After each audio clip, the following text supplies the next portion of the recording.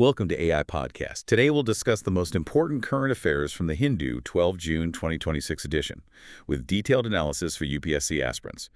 And before we jump into the news stack, I want you to think about this for a second. A sculptor does not fight the stone. He simply removes a little of what is unnecessary every day. Oh, I like that. It's a good visual. Right. In the same way, success is not about becoming someone new overnight. It is about removing distractions, excuses, and fear until your true potential is revealed. That is exactly the mindset you need for this kind of material. Yeah, exactly.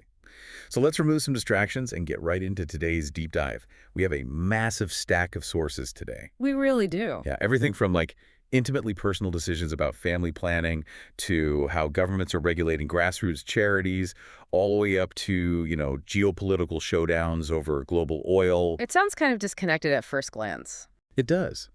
But the through line connecting all of this is really this underlying struggle for agency and control. We want to help you understand the invisible forces shaping everyday choices. So I want to start with a story that feels, honestly, like a complete reversal of reality. Okay, lay on me. So a state government in India, specifically the chief minister of Andhra Pradesh, is suddenly offering women cash incentives, like 30,000 and 40,000 rupees to have a third and fourth child. Wow. Yeah, that is a huge pivot. Which is wild, right? Because for decades, the message has been the exact opposite. We've spent half a century hearing about the dangers of overpopulation, and now a chief minister is essentially, paying a bounty for larger families. It does feel jarring if you grew up with that constant two-child policy messaging, for sure. But to understand the panic that's driving this cash incentive, you really have to look at the underlying demographic map. Okay, break the math down for us. Well, the latest data from the National Family Health Survey, this is NFHS 6, which tracks all these demographic shifts.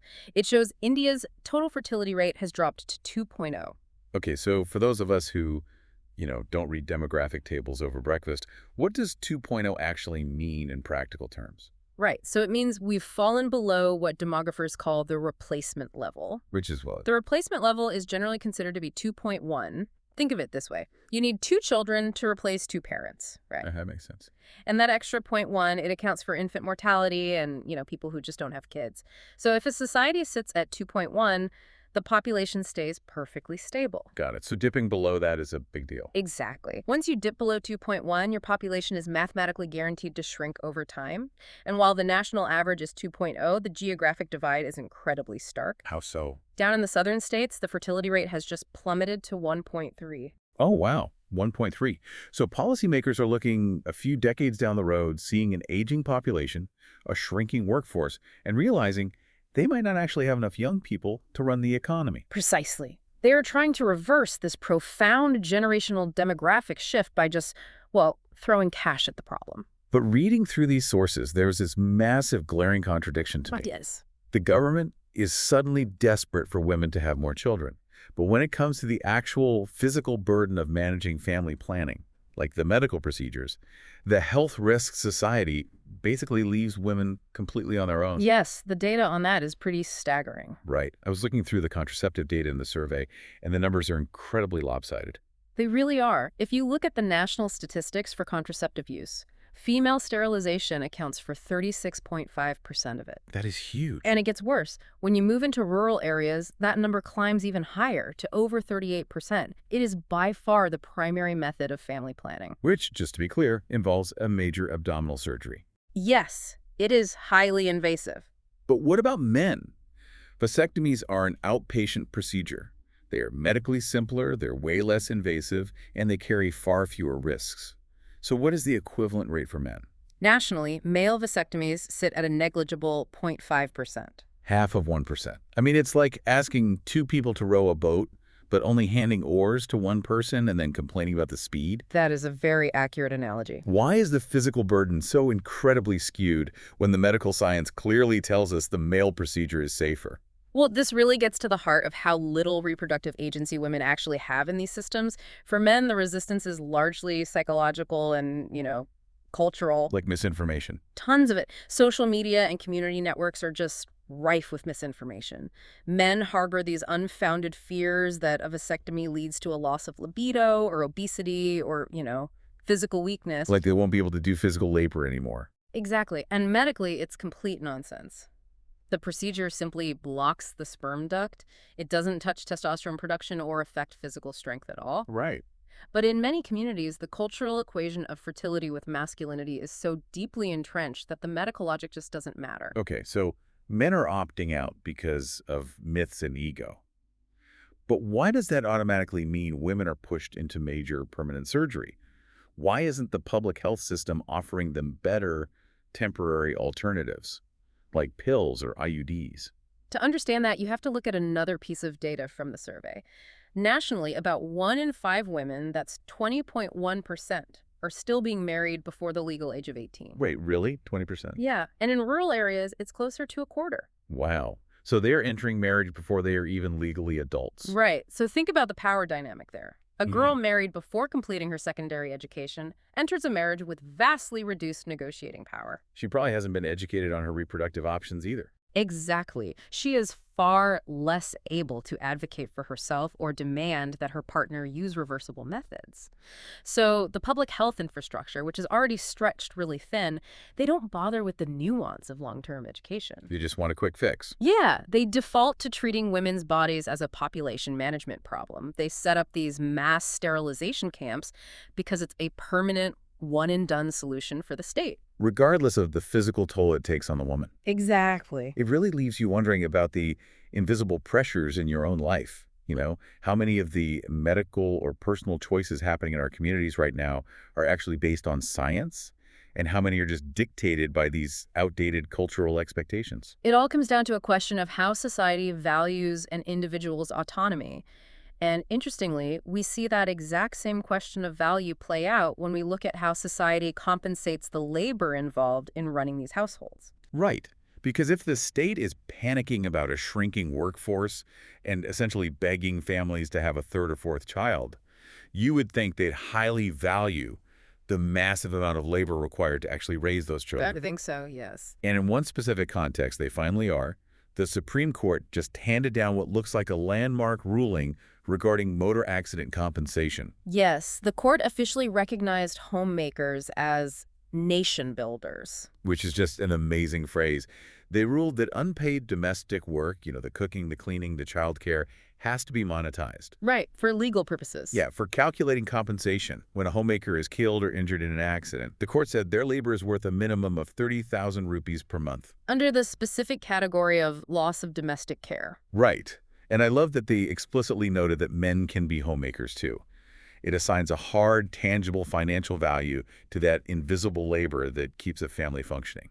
On its face, it is a very progressive ruling. It finally acknowledges economic realities, but, and this is a big but, it stands in incredibly sharp contrast to the formal legislative framework that is being rolled out for actual wage-earning workers. You mean the new labor codes? Yes. The newly finalized rules for the 4 labor codes are finally being operationalized after 6 years of debate, and labor advocates are definitely sounding the alarm. Because while the Supreme Court is elevating the value of unpaid domestic work, the new labor codes seem to be legally downgrading the value of formal workers, specifically women. Exactly. Let's look at the mechanics of the code on wages rules. When the government calculates the minimum wage floor, the formula relies on something called a consumption unit model. I read that phrase in the reports, and it sounded like something out of a dystopian novel. What exactly is a consumption unit model? It is an antiquated, calorie-based way of looking at human labor. The historical logic was that a man requires more calories to perform heavy physical labor than a woman does. Therefore, a man represents 1.0 consumption unit. But under these new rules, an adult female is legally assigned a weight of 0.8. Wait, I need to make sure I'm grasping this.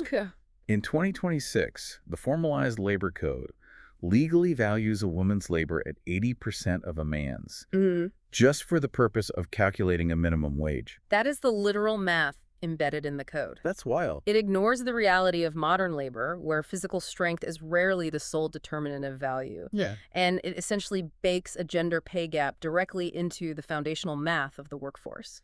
That is incredibly frustrating. And the rules have other structural flaws too, right? Oh, absolutely. For instance, the hourly wage is calculated simply by dividing the daily wage by 8. Which, sounds logical on the surface. What's the problem with just dividing by 8? Well, international labor standards usually set hourly wages independently, and they set them slightly higher to protect workers who can only secure part-time hours. I see. If you just divide the daily rate by 8, part-time workers, who, by the way, are disproportionately women balancing that exact unpaid domestic care the Supreme Court talked about, they end up economically penalized. So the actual mechanism of the law is fundamentally squeezing the worker. And from what I understand, this squeeze isn't just hitting formal sector women. The gig economy is getting hit hard by these new codes, too. Yes, the gig economy remains incredibly vulnerable. Under the new Social Security Code rules, gig and platform workers are still legally classified as self-employed. So no mandatory gratuity insurance or benefits. Exactly. And on top of that, the Industrial Relations Code formally introduces something called fixed-term employment, or FTE. Okay, which means you are hired for a specific set period of time. Right. But the catch is that the code fails to mandate a minimum tenure for these contracts. And crucially, it doesn't put a cap on the number of times a contract can be renewed.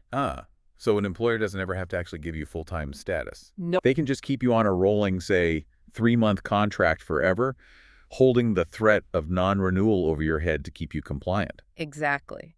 It fundamentally shifts all the leverage away from the worker and places it entirely in the hands of the employer. Because you have no long-term job security. Right, which means you have no real agency to negotiate. It's fascinating because as you dig into these sources, you realize this administrative squeeze isn't just happening to individual gig workers or minimum wage laborers. The government is applying the exact same bureaucratic chokehold to civil society. You're talking about the new laws governing nonprofits. Yeah, let's look at the charities. Right, the Foreign Contribution Regulation Amendment Bill, the FCRA Bill of 2026. This is shaping up to be highly controversial. So just a baseline, the FCRA is the law that dictates how NGOs, charities, and religious institutions are allowed to receive funds from outside the country. Correct. And it was already a pretty strict system to begin with. They had previously capped administrative spending and forced everyone to use very specific bank branches. Right. But this new amendment introduces 2 very aggressive new sections, right? Section 14B and 16A. How do these actually change things on the ground for a regular charity? Well, Section 14B introduces a concept called automatic cessation. Basically, if an organization simply misses a paperwork deadline to renew their registration, or even if the government decides to delay processing that renewal, the organization's right to operate can automatically cease. Just from a paperwork delay. Yes, but the real structural shift is Section 16A. This is the one that talks about provisional vesting, right? What does that actually mean for a real-world organization? It means the seizure of physical and financial assets. Wow. Yeah. If a charity's registration is canceled or ceases under 14B, all of their foreign contributions and any assets they bought using those funds automatically and provisionally vest in a government-appointed designated authority. Okay, so let's play this out. If a local mission hospital or an environmental watchdog or an orphanage misses a renewal deadline, the government can essentially march in, repossess their building, seize their ambulances, and sell them off. Under this proposed law, yes. That's like your landlord seizing your entire business, changing the locks, and auctioning off your inventory just because your rent check was a day late. That is a very apt comparison. It is a massive, sweeping executive power. And the law actually states that the proceeds of those sales can eventually be credited to the Consolidated Fund of India. Which is essentially the government's primary bank account. Exactly. So critics are sounding the alarm because this allows the administrative branch to confiscate civil society assets without any prior judicial review. That is terrifying for an NGO. Imagine a school or a place of worship that relies on a mess of domestic and foreign funding. A minor procedural lapse could put them under direct government management overnight. It is the ultimate form of leverage. And it's not just charities, is it? We are seeing this same administrative weaponization bleeding directly into the democratic process itself. You're referring to the election controversy. Yeah, the sources detail this bizarre controversy with the Madhya Pradesh Rajya Sabha elections. Right. So the Congress candidate there, Meenakshi Natarajan, had her nomination papers rejected by the returning officer. And the justification for rejecting her is what really caught my eye. It wasn't because she had a criminal conviction or a major scandal. It was because she failed to disclose a private complaint that someone filed against her in a completely different state. Telangana, I think. Yes. A complaint that wasn't even a police FIR. Right. It was just a private complaint where she was named as a respondent. It hadn't even reached a judge or the stage of charges being framed. But a local election official used that omission to reject her entire candidacy. which conveniently allowed 3 candidates from the opposing BJP party to win their seats entirely unopposed. Exactly. And legal scholars are pointing out that this really breaks precedent. The Representation of the People Act, which governs elections, typically only requires candidates to disclose cases that carry a serious punishment like 2 years or more, and only where charges have actually been formally framed by a court. So they stretched the rules. Yes. The Supreme Court has agreed to hear her plea, but the damage in the short term is already done. It raises profound questions about whether institutional administrators are acting as neutral referees, or if they're using bureaucratic red tape to eliminate political competition before a vote is even cast. Right. And if you think this is just happening in the halls of power in central India, look at the edges of the map. This same battle for control is hitting the Andaman and Nicobar Islands. Yes, the situation with the Nicobarese tribal community is a perfect macro example of this entire theme. Break that down for us. Historically, the Nicobarese have governed themselves using a traditional consensus-based system through village and tribal councils. It's a structure that has worked for them for generations. But the local administration is stepping in to change the rules now. They have notified draft rules to replace this consensus model with a highly formalized bureaucratic electoral system. It mandates delimited constituencies, official voter rolls, and rigid new hierarchies of captains and chief captains. Whenever a government suddenly wants to, modernize a traditional system out of nowhere, Yeah. you always have to ask, why now? What is the underlying motive here? And the timing is exactly what has local leaders so suspicious. The current Nicobarese leadership, operating under their traditional consensus model, has been actively opposing a massive infrastructure project. There's always a project. Always. We are talking about a 91,000 crore rupee mega project in Great Nicobar that involves a massive container port and airport and a tourist township. Okay, so let me get this straight. If the current leaders won't give you the land for your 91,000 crore port, you don't negotiate with them. You just rewrite the rules of how their leaders are chosen in the first place. That is the fear, yes. You replace a unified consensus bloc with a fractured political electoral system that might be much easier for outside interests to manipulate. It's an attempt to essentially manufacture consent by changing the entire architecture of the community. It really leaves you wondering, how much control should a central authority really have over grassroots organizations, charities, and traditional communities? Like, where is the line between standardizing a nation's laws and just systematically erasing local agency? That tension between local agency and central control, it doesn't stop at the national border either.